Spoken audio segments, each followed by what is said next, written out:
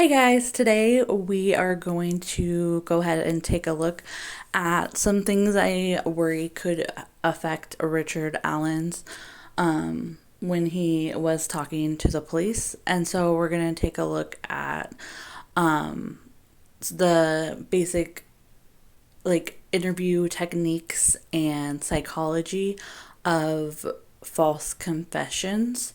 Not that he confessed to the murder or anything, but I think that people put too much weight into him saying that he was wearing exactly what Bridge Guy was wearing, and just the whole PCA in general, I believe, is very weak and completely circumstantial. And so I wonder why he hasn't been charged with kidnapping or anybody else has not been arrested. And just, I really question Nick McClelland's competency in general and basically the whole investigation and all of law enforcement. And I tried to give them the benefit of the doubt, but they just don't deserve it. And so we're just going to take a look at a TED Talks that kind of explains things better than I can. So let's get right into it. So let's take a look at the criminal justice system. The justice system is designed so that you can actually confess to a crime. You can come forth and confess to a crime. So in some cases, this could be appealing. Say that you are guilty of a crime and the evidence against you is overwhelming and you want to strike a deal, take a plea, and kind of get a better deal while taking responsibility and paying your debt to society. And actually 95% of cases end with a plea deal. And so this may give some people a lot of confidence in our justice system. However, we have come to learn in the past 10 years or more that this simply is not the case. And so let's look at what the real story shows us. About 50 years of psychological research offers a very different world of explanation. So you may know something about the wrongful conviction cases that have been emerging over the past decades. About 3/4 of those have involved eyewitnesses incorrectly identifying what turns out to be an innocent suspect. And there are other common contributors to wrongful convictions, and we are going to take a look at one of them, false confessions or coerced confessions. So if you think about it, these are like a double injustice because it is not the person who is guilty who is in prison, but essentially another victim in the crime. And not only is that innocent person in jail, but that guilty person walks free amongst us. Awful prospect for a civilized society to have to, bear the weight of. And the moral costs are added to by the financial costs, about $60,000 a year to incarcerate an inmate. Public assistance maybe for a family who's lost a wage earner, maybe millions of dollars if this leads to an exoneration and a lawsuit that might follow. But why would somebody confess to something that they didn't do? Let's take, for example, a murder. Why would somebody do that? That seems just preposterous. So let's begin by taking a look at the interview room. Once you're in the interview room, you are in a place where you are actually presumed guilty. It is actually the job of the detective or interviewer to get you to confess, and they're going to assume that you're not going to just confess easily. So they're actually going to use some methods and some tactics against you to get you to confess. They're going to get right in your face. They are not going to listen to your denials. They're going to cut you off when you're trying to say that I didn't do it. They're going to urge you to think about the consequences of continuing to not cooperate with the investigation. And remember, we're talking about an innocent person. And so you have found yourself in this cold and very unfriendly, hostile environment. It's actually made to be very uncomfortable in there, and they will keep you in there for hours. In fact, the average duration that a person has been in an interview room for a coerced confession is 16 hours. So you're probably hungry. You might need to use the bathroom. You're confused. And then let's add one more layer on top of that. The police are actually allowed to bluff about the evidence that they have against you. So they may come in and say, we have your fingerprints at the scene, we have eyewitnesses who've named you or who've identified you, there's surveillance video, you failed the polygraph test. For you, this is a nightmare, right? You don't know how this could have happened, but here you are, and they're saying that they have all this evidence.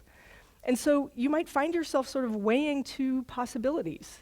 You know, roll the dice, go to court, maybe the jurors will believe them, find you guilty, maybe you'll get life, maybe worse. Or, you know, maybe cut your losses in this horrible predicament you find yourself in. Maybe you can get a better, more merciful sentence, something, you know, and you're weighing these two possibilities. It may turn out to be a rational decision, rational, to choose to make a false confession in a case like that.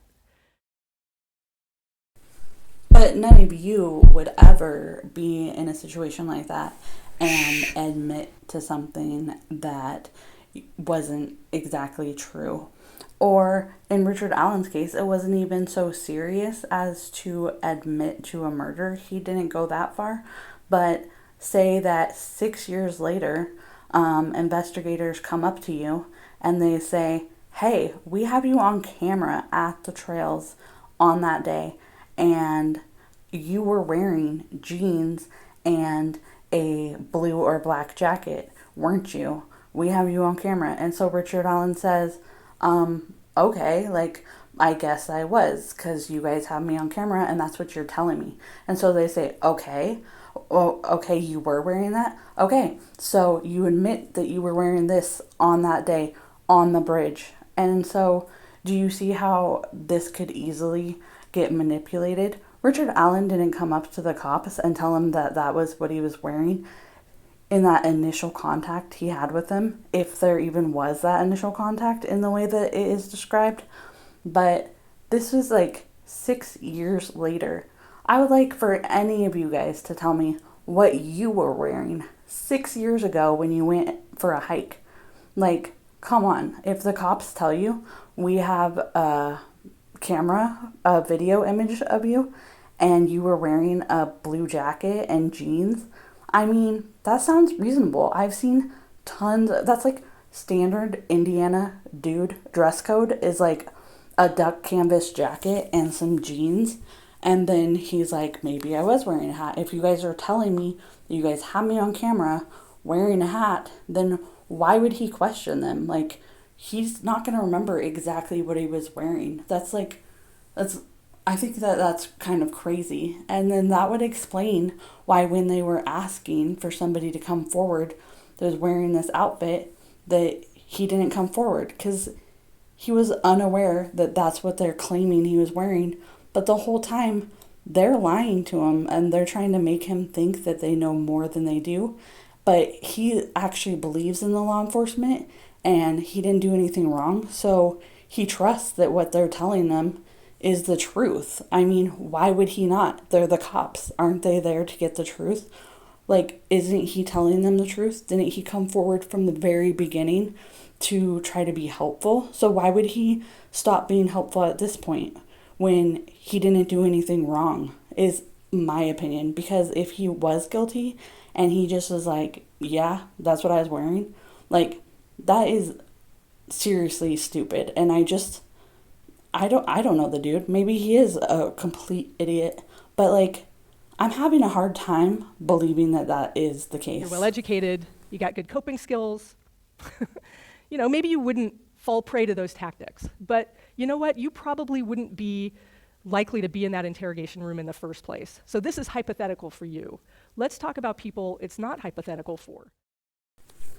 And so I'm just going to kind of sum up what she says about people who are more susceptible to being taken advantage of in these situations. And that would be people of a lower IQ, people of immigrants that don't necessarily speak English as their first language and also have like immigration held over their heads. People who have criminal records previously, and maybe they didn't do this crime, but they just have that already against them. People who are in marginalized communities. So any like targeted marginalized community is going to be more at risk for this to happen. Poor, black is a very big one. If you're black, you're very much more likely to be susceptible to this. And also youth. If you're young, you're very much more susceptible to this. People that have mental health problems are much more susceptible to this. People who have addiction problems. So if you're in an interrogation room and you are like fiending for drugs, a cigarette, whatever it is, you're more likely to confess to get out of that situation. Or if you are having a mental health crisis and maybe you're hearing hallucinations, or just these are things that are already going to be aggravating that condition. And so in order to get out of that interrogation room after hours and hours and hours of them just questioning you over and over again, you're much more likely to just tell them whatever you think it is that they want to hear. Or if, say, you have a low IQ and you are like even somebody with a regular IQ and you just feel like they ask you who the person can be and you feel like they're actually wanting you to guess, but really when you name a person, then that not only implicates that person but also yourself. And then another vulnerable population, and this is where I think Richard Allen would fall into, out of actually multiple he could fall into, but if you believe in law enforcement, if you are trusting that the system is going to work the way it's supposed to, then you're more likely to confess. So if they say, oh, we found a weapon and we're going to run ballistics on it, or we have DNA and we're going to run your DNA against that, they're more likely to confess to it and be like, oh, cool, they have that evidence. And so I'm just going to say this to get out of this very uncomfortable situation. And then they're going to run the DNA and they'll find out that I have nothing to do with it. And so say they run the DNA, nothing comes back. Or say that they were lying and they don't actually have any of that stuff. So there's nothing to exonerate you and you just confessed to this evidence that you thought that they had, but they were lying to elicit a confession from you, and now you're really screwed. And then what happens then? Well, I can't think of any stronger evidence than a person actually confessing. So if Richard Allen were to say now that he wasn't wearing that outfit, people would say, yeah, right, you said you were wearing that outfit. And maybe they don't film the whole interrogation and they just like have him write the statement, or film the end when he's like already practiced what they want him to say or whatever. And then they know information that only the criminal would know, right? Well, not exactly, not just only the criminal, but also the detectives in the case. And so it gets sprinkled throughout their confession because they've been questioning him, trying to put him into that situation. And so do you see how that could elicit some bad information? And in my opinion, this is exactly how they would question him. And I can tell you this because of one, the Keegan Klein transcript, where they're continuously asking him over and over again, and he's telling them he doesn't know who has that account. He doesn't know. And then finally he's like, I guess maybe it is my dad because he's the only other person that would be at the house with it. And I don't think he's actually saying that it was his dad using it. He's just saying, I've already told you guys all I know. I don't know who else could be using it.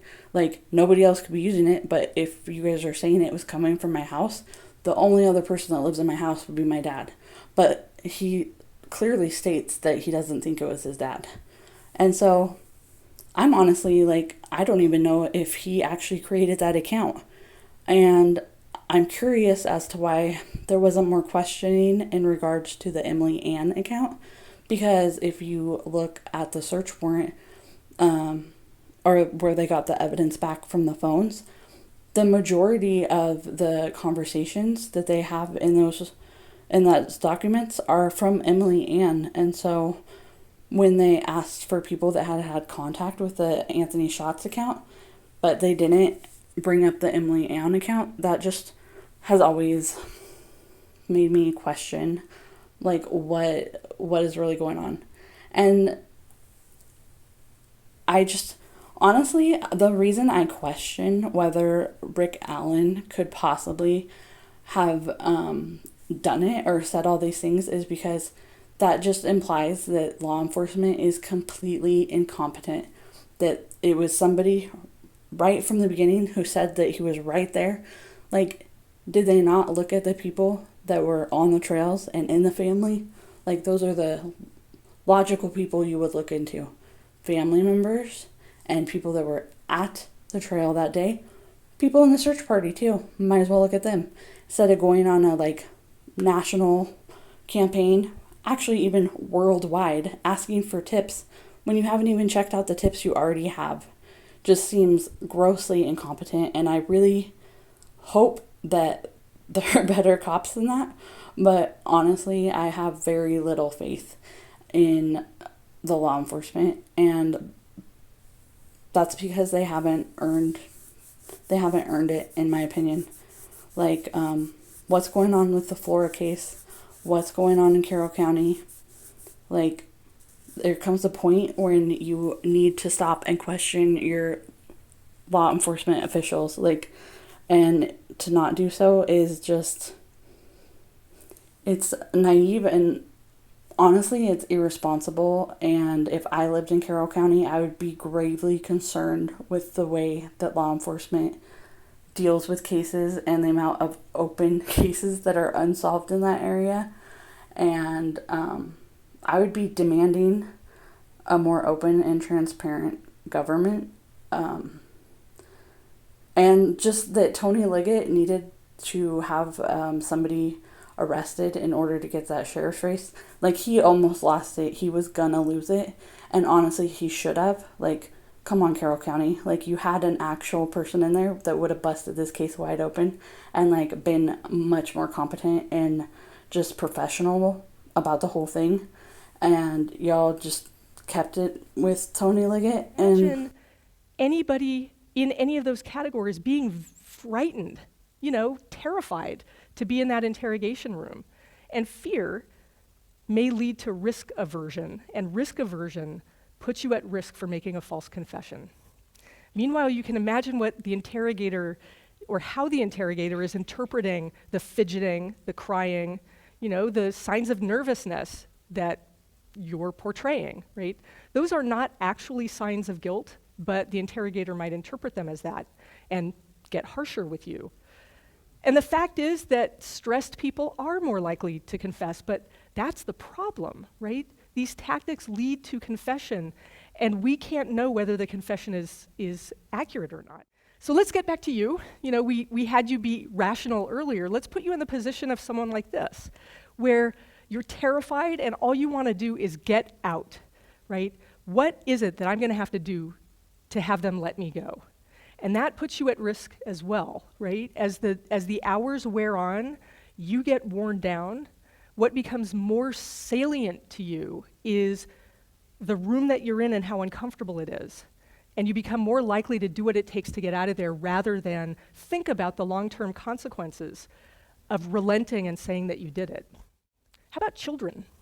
children, who are 1/3 of the false confession exoneration cases. Compared to adults, they're more deferential to authority figures, they're more emotionally volatile, they're poorer at risk perception, they are poorer at seeing the long-term consequences of their actions, which makes them very vulnerable. Anyone else?